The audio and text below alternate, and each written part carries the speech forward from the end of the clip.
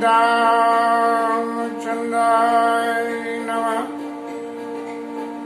श्री राम भद्राय नमः।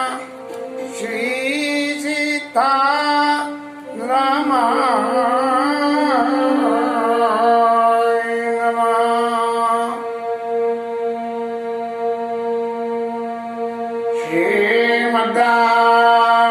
श्रीमद्रामचंद्राय नमः।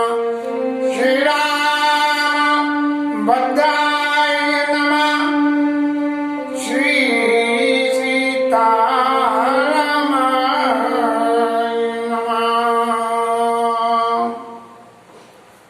कल की कथा एक ऐसी स्थिति के विश्राम पे पहुंची कि जहाँ मन में चाहते हुए भी कुछ विवाह उत्सव में संपूर्ण मन से सम्मिलित होना चाहते हुए भी मैं नहीं हो पाया। दो एक कोवल लीला की बातों को जो कहना चाहता था तो समय पूरा हो गया, और जिसके लिए समय था वो प्ले नहीं हो पा रही थी तो आनंद नहीं आया। अब जो भी है ठाकुर जी की इच्छा मान के जीवन के इस पहले प्रयास को भगवान राम के लिए समर्पण करते हुए आगे की कथा शुरू करते हैं। कौतुक विनोद प्रमोद न प्रेम कही जानयली। बर कुंवरी करत बर कुंवरी सुंदर सकल सखी लवाई जन्मवासी चली।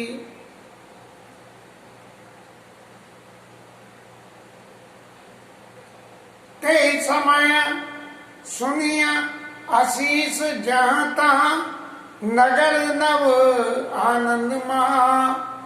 चिरजियो जोड़ी चारु चार्यो मुदित मन सबई कहा।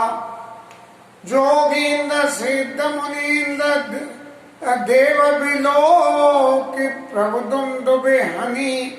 चले हर्षि वर्ष प्रसून निज निज लोक जय जय जय। यहाँ तक की लीला ने विश्राम लिया था, लेकिन ये कोवर लीला के लिए थोड़ा सा प्रसंग बैक करना पड़ेगा। मन भसन भूषण भूरे मन भसन भूषण बारी। आरती करई मंगल गावई। सुर सुमन बरसई सूत मांगद बंदी सुजस सुनावई। कोवरई आने कुंवर कुंवरी सुहासिनन सुख पाई के। अति प्रीत लौकिक रीत लागी करन मंगल गाई गए। लखौरी गौरी सिखावरामई श्रीयसन शारद कहे। रनिवास हास विलास रस वस जन्म को फल सब लहे।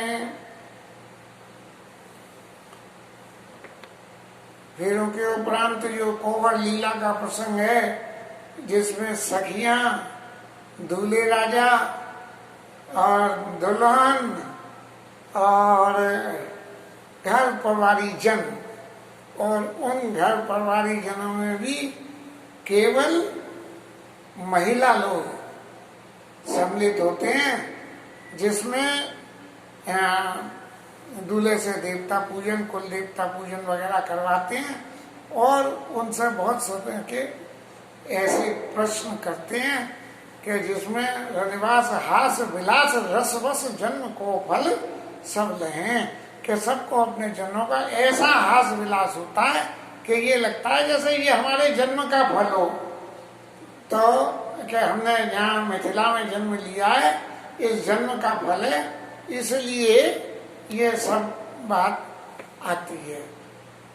अब इसी प्रसंग में एक लीला व्याख्यान सुना था जिसमें डॉक्टर विशेश्री देवी सुना रही थी, शायद उसको मैं दोबारा से नरेट कर पाऊं। मन में इस बात की बड़ी ये थी कि ये कथा कहवा तो ठाकुर जी रहे हैं, मुंह मेरा है, लेकिन कुछ मन में ऐसा भी लगा कि जैसे ठाकुर जी कह रहे हो कि भाई तू कुछ अपनी खोपड़ी भी तो खटा, हाँ कैसे मेरे भरोसे ही चलता रहेगा, अरे तेरे को क्या महसूसियत है उसका भी तो व्याख्यान कर। तो इस संबंध में मैंने थोड़ा सा सर्च करा था, तो डॉक्टर विशेश्री देवी कह रही थी कि जब कोवर में गए हैं और कोवर में जाके जो जानकी जी के परिजन और उनकी जो सखी वगैरह थी वो राम जी से कुछ बातें पूछती हैं और उन बातों के सवाल जवाब में जो हास्य छुपा हुआ है उसका सुख हम लेते हैं। सखियों ने सबसे पहले ये पूछा कि महाराज धनुष आपने तोड़ा। अब हमारे राम जी तो ठहरे संकोची, तो उन्होंने तो कुछ कहा नहीं। लक्ष्मण जी बोल पड़े कि यदि राम जी ने धनुष नहीं तोड़ा है तो ये संदेह आपको कैसे हो रहा है, ये संदेह कैसे हो रहा है। तो सखियां बोली महाराज जरा थोड़ी सी बात है ये तो समझ लो, बाबा तुलसीदास ने क्या लिखा है। बाबा तुलसीदास ने लिखा है कि लेत चढ़ावत और खेचत और काढ़े, कोई काऊ न लखा देख सब ठाड़े। किसी ने नहीं देखा महाराज वो कौन ने तोड़ा था, ये किसी ने नहीं देखा, ये बाबा तुलसीदास लिख गए हैं। तो महाराज अब आप ये कैसे कह रहे हो कि ये जो है धनुष राम जी ने तोड़ा है। तो लक्ष्मण जी बोले भाई राम जी ने नहीं तोड़ा है। तो बोले किसने तोड़ा है, बोले हमारी जानकी जी ने तोड़ा है। लो साहब आपकी जानकी जी ने तोड़ा है, बोले बिल्कुल हमारी जानकी जी ने तोड़ा है। कैसे कि जब किसी ने देखा ही नहीं है और वहां कोई इतना वीर था नहीं कि जो उसको सरका लेता, और हमारी जानकी ऐसी थी कि जिन्होंने सरका दिया था, तो निश्चय ही उन्होंने तोड़ा होगा। जब कोई दूसरा वीर ही नहीं था, बड़े बड़े वीर मारे हुए मैदान छोड़ के भग गए, तो कोई था नहीं, तो हमारी जानकी जी ने तोड़ा है। अच्छा चलो कोई बात नहीं है, धनुष तोड़ा किसने। तो लक्ष्मण जी बोले कि यदि जानकी जी ने धनुष तोड़ा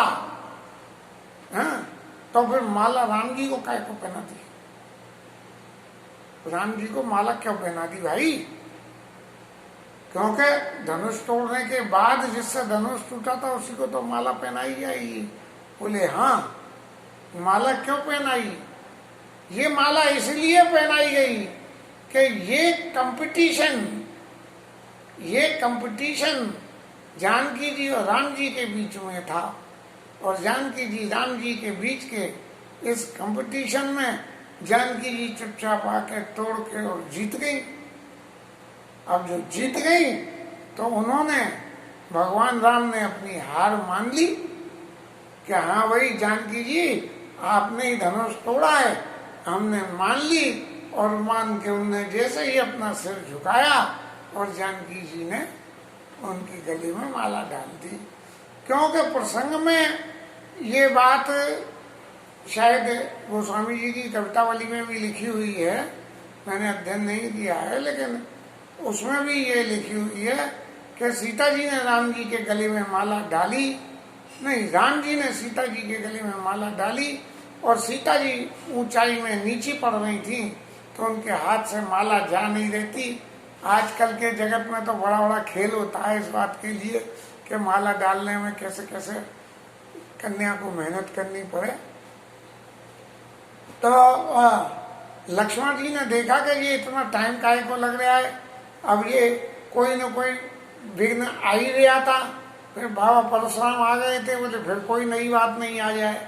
तो लक्ष्मण जी ने फट से लेकर भगवान के चरणों में गिरे जैसे ही वो भगवान के चरणों में गिरे, भगवान ने उठाने के लिए गर्दन झुकाई और गर्दन झुकाते ही जानकी जी ने राम जी के गले में माला डाल दी।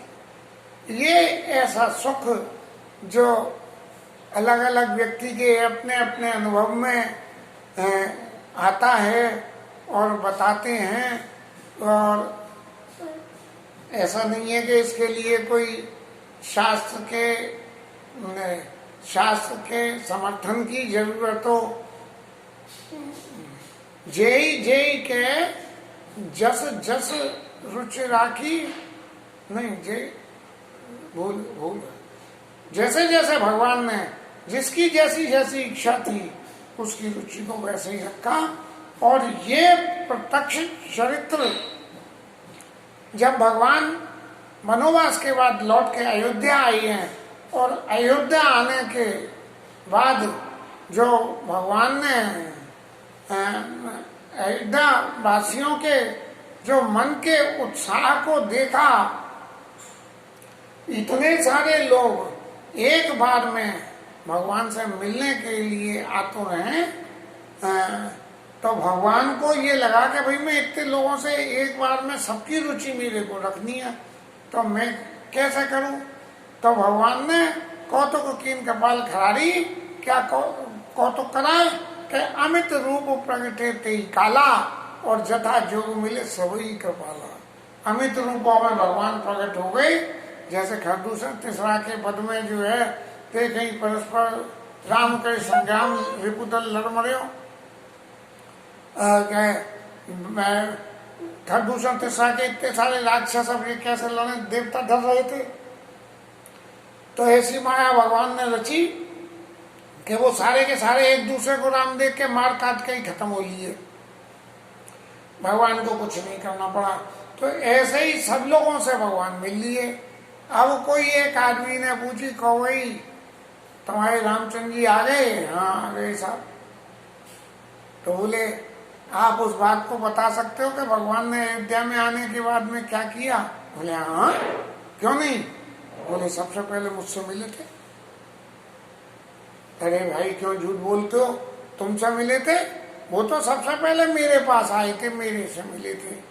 तो ये जो लीला कथा की भावना है, इसी भावना से प्रेरित होने की वजह से ही ये रामचरित्र इतने लंबे समय से इतने लोग इतने तरीके से अपनी अपनी भावना के अनुकूल कह रहे हैं, और वक्ता इस सुख को ले रहे हैं, और श्रोता उससे ये जो सुख वक्ताओं से श्रोताओं पर ट्रांसफर हो रहा है, उसको सोच सोच के भगवान की विशालता और उनके वैभव को स्वीकार करके आनंदित हो रहे हैं।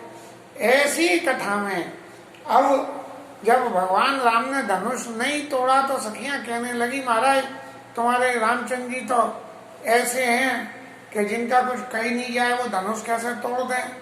वो फूल तोड़ने में तो पसीने आ रहे थे। तो बोले फूल तोड़ने में पसीने थोड़ी आ रहे थे, फूल तोड़ने में पसीने थोड़े आ रहे थे, पसीने तो जानकी जी को देख के आ रहे थे। बोले क्यों आ रहे थे जानकी जी को देख के पसीने? बोले मोही अतिशय प्रतीत मन केरी, और जय सपने ऊपर नार नहेरी। लक्ष्मण जी से कहिए, अब ये जो है रघुकुल की परंपरा के प्रतिकूल क्या इस तरह से जानकी जी से भेंट हो रही है, तो ये परंपरा के प्रतिकूल है। ये सोच के भगवान राम चिंता में हुए कि मोहियत से प्रतीत मन केरी, जय सपने ऊपर नार न हो हेरी। तो किसी ने कही कि महाराज आप बिल्कुल पसीने पसीने मत हो, और बिल्कुल मत समझो ऐसा, क्योंकि सीता जी तो आपकी आदि शक्ति है। वो परनारी है ही क्या? कहाँ है परनारी? आप तो अपनी नारी के दर्शन कर रहे हो। ऐसी लीलाओं के सुख को कोवर में चल रहे हैं, और इसी लीला के सुख में जनकपुर की स्त्रियां, एक तो वो पहले एक दिन गाया था, रे पहुना अब मिथिला में ना।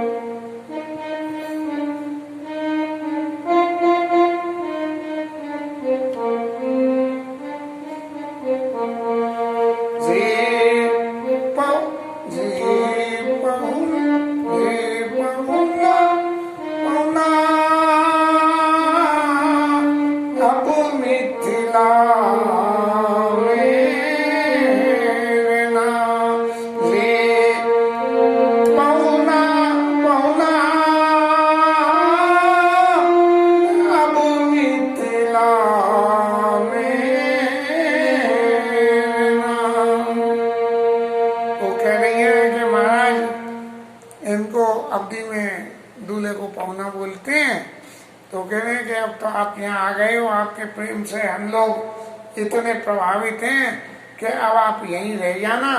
और यहाँ रहने के उपरांत क्या होगा कि जब आप यहाँ रहोगे तो हम रोज आपको सुबह ही सुबह उठा के और उवटना मल के अच्छी तरह से उवटना मल के नहलाएंगे, ऐसा मसल मसल के नहलाएंगे कि 1 महीने में ही कारे से गोरे बन जाओगे आप महाराज। और रोज बढ़िया बढ़िया माल खिलाएंगे, बढ़िया बढ़िया माल खिलाएंगे, और माल खिलाएंगे तो तबीयत खुश हो जाएगी। ससुराल सुख की 4 दिना 2-4 दिना रहती है। लेकिन हम आपको जो है जब तक रहोगे तब तक यहाँ ए पहुना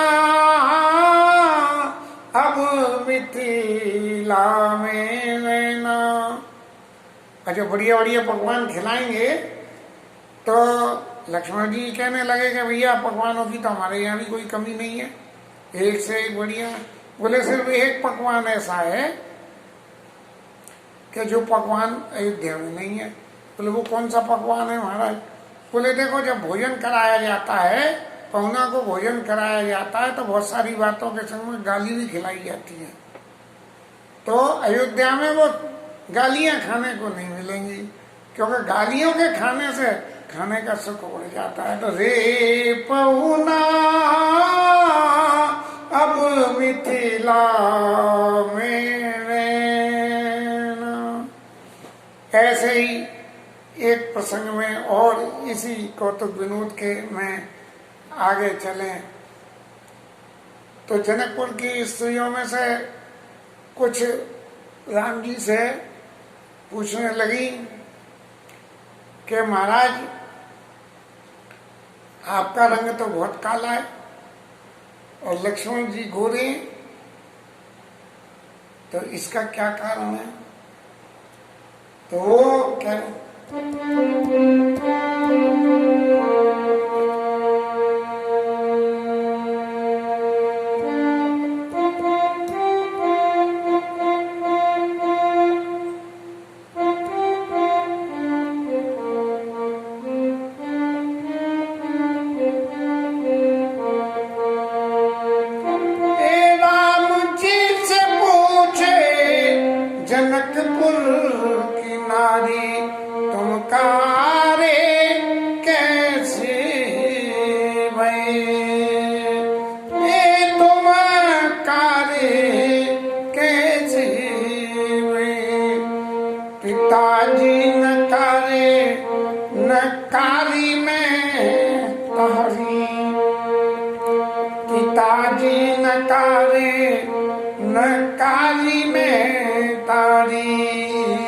पिताजी न कारे